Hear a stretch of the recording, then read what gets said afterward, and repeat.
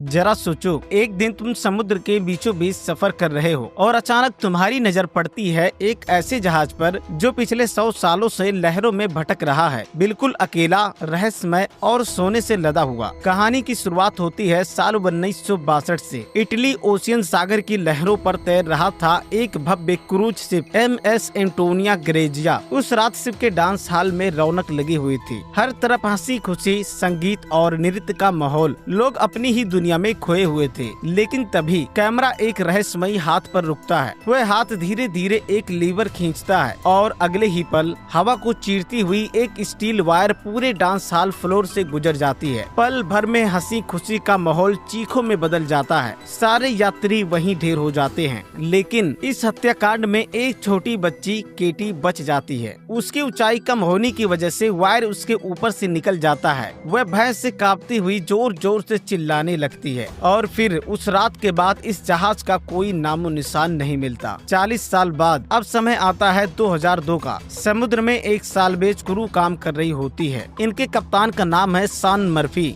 एक शख्स लेकिन समझदार लीडर। उनकी टीम किसी टूटे फूटे जहाज को किनारे तक खींच कर लाती है और इस कामयाबी का जश्न मनाने लगती है। उसी दौरान इनके सामने आता है एक रहस्यमयी शख्स, जैक फेरीमन। वह खुद को एक बेदर पायलट बताता है। जैक कहता है कि उसे समुद्र के बीचों बीच एक पुराने जहाज के बारे में जानकारी है, वही एंटोनिया ग्रेजिया जो 40 साल पहले अचानक गायब हो गया था। जैक के अनुसार उस जहाज में बहुमूल्य खजाना छिपा है। लालच और रोमांच दोनों ही चीजें सुनकर टीम मान जाती है और वे सब उसके साथ उस दिशा में निकल पड़ते हैं। कई दिनों की यात्रा के बाद जब वे उस जगह पहुँचते हैं तो पहले तो सबको निराशा होती है। वहाँ कोई जहाज नजर नहीं आता। लेकिन तभी समुद्र की धुंध के बीच से एक विशाल परछाई सामने आती है और जैसे ही वह करीब आता है सबके रोंगटे खड़े हो जाते हैं। वह वही जहाज था, एंटोनिया ग्रेजिया। पूरा का पूरा शिप बिल्कुल वैसे ही जैसे 40 साल पहले था। लेकिन समय की मार और वीरानी उसमें साफ झलक रही थी।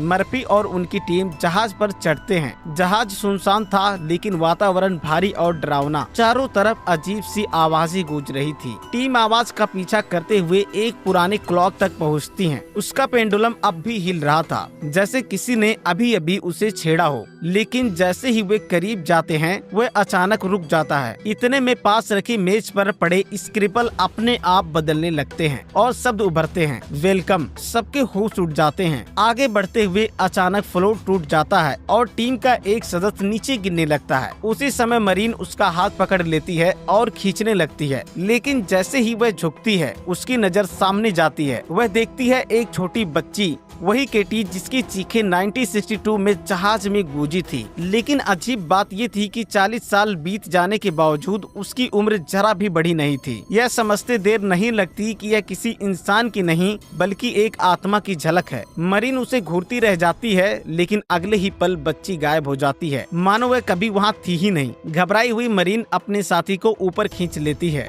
सब लोग अब और भी सतर्क हो जाते हैं। जैसे जैसे वो जहाज में आगे बढ़ते हैं उन्हें ऐसे सुराग मिलते हैं जो साफ बताते हैं कि यह जहाज सिर्फ लोहा और लकड़ी का ढांचा नहीं बल्कि किसी भयानक रहस्य का कैद खाना है। टीम जब जहाज की तलाशी ले रही होती है तो उन्हें एक चीज बहुत चौंकाती है। एक केबिन में उन्हें एक आधुनिक कलाई घड़ी मिलती है। मरीन हैरान होकर कहती है 1960 के दौर में तो ऐसी वॉच बनाई ही नहीं जाती थी। कप्तान शॉन मर्फी गहरी सोच में डूबकर जवाब देता है, तो इसका मतलब शायद हमसे पहले भी कोई यहाँ आ चुका है। जहाज के मैनुअल दस्तावेज उठाकर सब अपने स्टीमर पर लौट आते हैं। अगली सुबह उन्हें एक गंभीर सच पता चलता है। जहाज में एक बहुत बड़ा छेद है और धीरे धीरे पानी अंदर भर रहा है। अगर इसे रोका ना गया तो जहाज हमेशा के लिए समुद्र की गहराइयों में समा जाएगा। इसीलिए वे तय करते हैं कि अगले 3 दिनों में इस छेद की मरम्मत करेंगे और फिर जहाज को बाहर निकालेंगे। सारी टीम अपने अपने काम में लग जाती है। इसी बीच मारीन अकेले जहाज के उस हिस्से में जाती है जहाँ कभी स्विमिंग पूल हुआ करता था। लेकिन वहाँ का नजारा उसे हिला देता है। पूल की दीवारों पर गोलियों के निशान बने हुए थे। वह जैसे ही पूल से बाहर आने लगती है उसकी नजर अचानक ऊपर जाती है। वही बच्ची, वही मासूम चेहरा केटी। घबराकर मरीन का पैर फिसल जाता है और वह धीरे से पूल में गिर पड़ती है। उसका सिर जोर से नीचे टकराता है और खून बहने लगता है। लेकिन हैरत की बात ये थी कि पानी खून को अपने अंदर सोख रहा था, मानो उसे पी रहा हो। मरीन ऊपर देखती है जहाँ कुछ पल पहले बच्ची खड़ी थी, लेकिन अब वहाँ जैक खड़ा था। जैक उसे ऊपर खींच लेता है। दोनों के निकलने के बाद कैमरा फिर पुल पर लौटता है और देखा जाता है कि पूरा पुल अब खून से भर चुका है। मरीन और जैक आगे बढ़ते हैं और एक भारी दरवाजा खोलते हैं। जैसे ही दरवाजा खुलता है तेज धार वाला पानी बाहर निकलने लगता है और उन्हें अंदर खींच लेता है। दरवाजा अपने आप पीछे से बंद हो जाता है। अब उनके पास एक ही रास्ता था,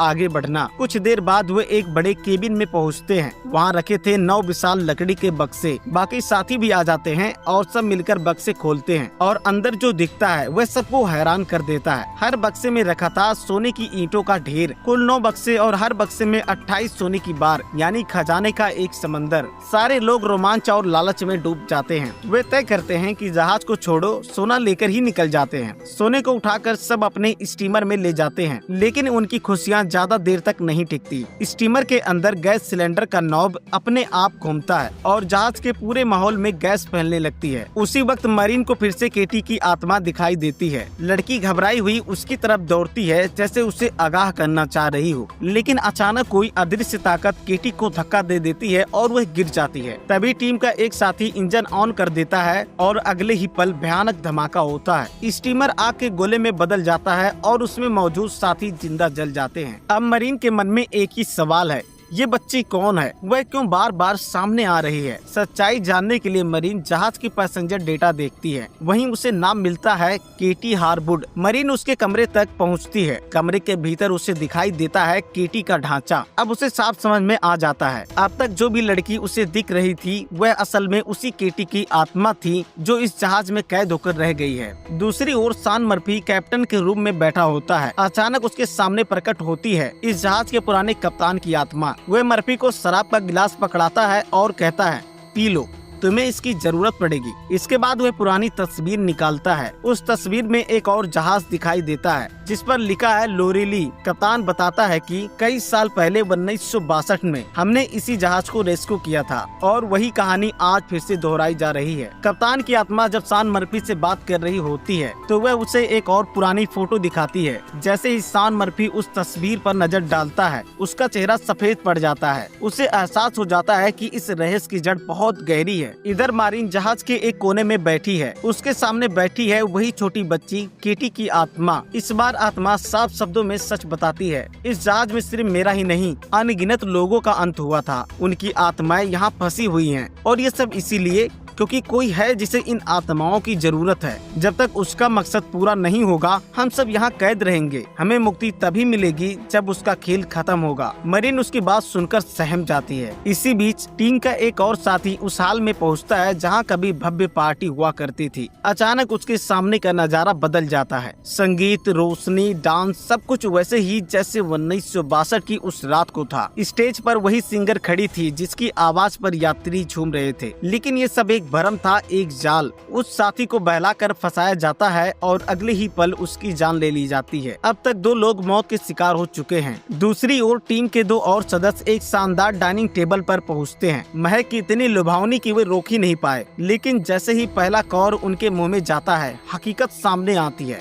थालियों में खाना नहीं बल्कि सड़े गले कीड़े रेंग रहे थे। दोनों घृणा और डर से उल्टी कर देते हैं। अब कैमरा फिर सान मर्फी पर लौटता है। उसे धीरे धीरे सच्चाई समझ में आने लगती है और वह जहाज से जल्द निकलना चाहता है। वह मरीन को ढूंढ रहा होता है, लेकिन तभी उसके सामने प्रकट होता है उसका वही साथी जो ब्लास्ट में मारा गया था। असल में यह उसका भूत था जो लगातार मर्फी की ओर बढ़ रहा था। उधर मारीन भी मर्फी को ढूंढते ढूंढते वहीं पहुंच जाती है, लेकिन जब सान की नजर उस पर पड़ती है तो उससे मरीन की जगह अपना वही मरा हुआ साथी दिखाई देता है। पागलपन और डर के असर में वह मरीन पर हमला कर देता है। मरीन पूरी ताकत लगाकर उसका सामना करती है और उसे घायल कर देती है। सान लगभग उसे खत्म करने ही वाला होता है कि तभी अचानक पीछे से जैक आकर उससे बेहोश कर देता है। जैक वही इंसान था जिसने सबको इस जगह पर पहुंचाया था। अब वह मर्फी पर शक का बहाना बनाता है और उसे नीचे एक एक्वेरियम रूम में बंद कर देता है। बाकी बचे 2 साथी भी जैक और मरीन के साथ मिलकर जहाज की मरम्मत करने लगते हैं। उनके पास अब कोई और विकल्प नहीं था। अगर जहाज ठीक न हुआ तो सब डूब जाएंगे। इसी दौरान मरीन अपने एक और साथी को ढूंढने निकलती है, लेकिन बच्ची की आत्मा फिर से उसके सामने आती है। इस बार उसे वह सच्चाई दिखाती है।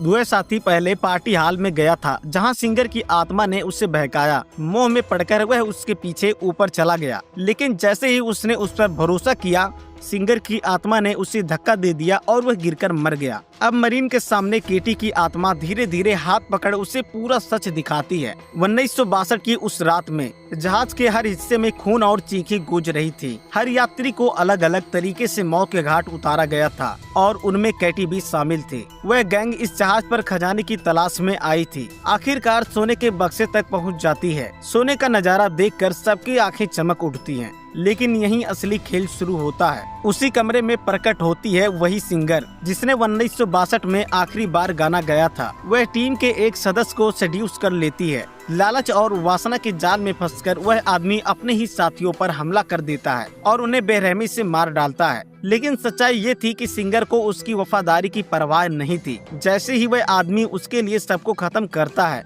वह सिंगर की आंखों में लालच झलकता है। वह मानने लगती है कि अब सारा खजाना सिर्फ उसी का है और अगले ही पल वह उसी आदमी को धोखा देकर मार डालती है। सिंगर को लगता है कि अब जहाज और सोना पूरी तरह उसी का है। लेकिन तभी परछाइयों से बाहर आता है असल खेल का मालिक, वह शख्स जिसने पूरे जहाज की तबाही का प्लान रचा था। वह बिना कुछ कहे केवल एक हल्का इशारा करता है और उसी इशारे के चलते सिंगर की मौत हो जाती है। यानी अब खेल पूरी तरह उसी आदमी के हाथ में था। इसी बीच केटी की आत्मा मरीन के सामने प्रकट होती है। वह उसे उस आदमी का असली चेहरा दिखाती है। मरीन सन्न रह जाती है। वह कोई और नहीं बल्कि जैक है। हाँ, वही जैक जिसने उन्हें सोना दिखाने का लालच देकर यहाँ तक पहुँचाया था। अब मरीन को साफ समझ में आ जाता है उसका साथी सान मर्फी बिल्कुल निर्दोष था। असल गुनहगार तो जैक है जो इंसान नहीं बल्कि एक दुष्ट आत्मा है। मरीन जैसे ही सान को बचाने के लिए एक्वेरियम रूम की तरफ दौड़ती है, उसे बहुत देर हो चुकी होती है। सान की मौत हो चुकी थी। उसके हाथ से तैरती हुई नीचे गिरती है वही फोटो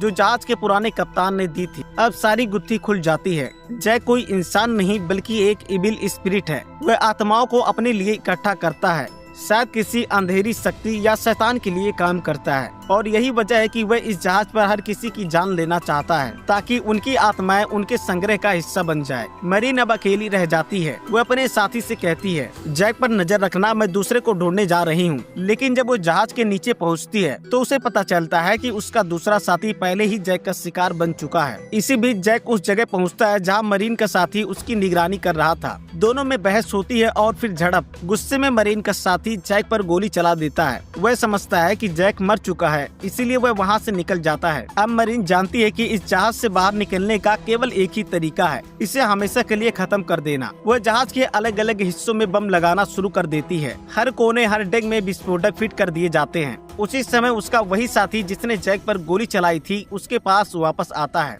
मरीन का साथी उससे कहता है, हमें जहाज को उड़ाना नहीं चाहिए, अगर ये से बच गया तो शायद हम भी बच सकते हैं। लेकिन मरीन उसकी बात नहीं मानती। उसकी आंखों में दृढ़ निश्चय था, नहीं, ये जहाज तबाह होकर ही रहेगा क्योंकि इसके भीतर अनगिनत आत्माएं कैद हैं। अगर इसे नष्ट नहीं किया गया तो जैक और भी लोगों को यहाँ फंसाकर लाएगा, उन्हें मारेगा और उनकी आत्माएं हमेशा के लिए इस जहाज में कैद हो जाएंगी। मरीन का साथी कुछ कह पाता उससे पहले ही उसका चेहरा बदलने लगता है और अगले ही पल सामने खड़ा होता है जैक, यानी उसने उसके साथी को भी धोखे से मार डाला था। जैक मुस्कुराता है और मरीन को कहता है, तुम और मैं एक जैसे हैं।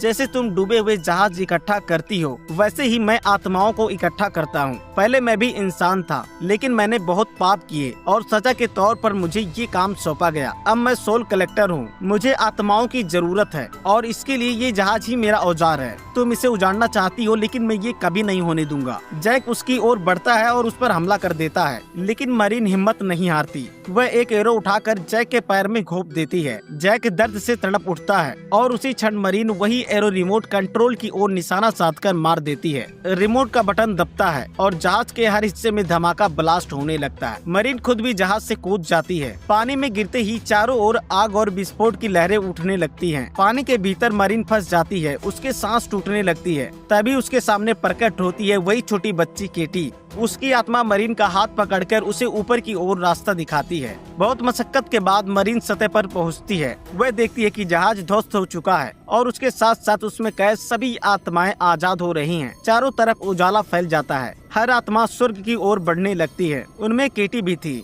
जिसने आखिरी पल तक मरीन का साथ दिया। दरअसल बाकी आत्माएं जैक की गुलाम बन चुकी थी, लेकिन केटी एक पवित्र आत्मा थी। वह गुलाम नहीं बन पाई और इसी कारण बार बार मरीन की मदद करती रही। आज उसी की वजह से सबकी आत्माएं आखिरकार आजाद हो चुकी थी। मरीन एक लकड़ी के बॉक्स के सहारे समुद्र में तैरती रहती है। काफी देर बाद उसे एक जहाज देख लेता है और ऊपर खींच लिया जाता है। बेहोशी की हालत में उसे अस्पताल ले जाया जाता है। जब वह होश में आती है तो देखती है उस जहाज का सारा सोना एक नए जहाज में लादा जा रहा है। सोना वही लालच का हथियार।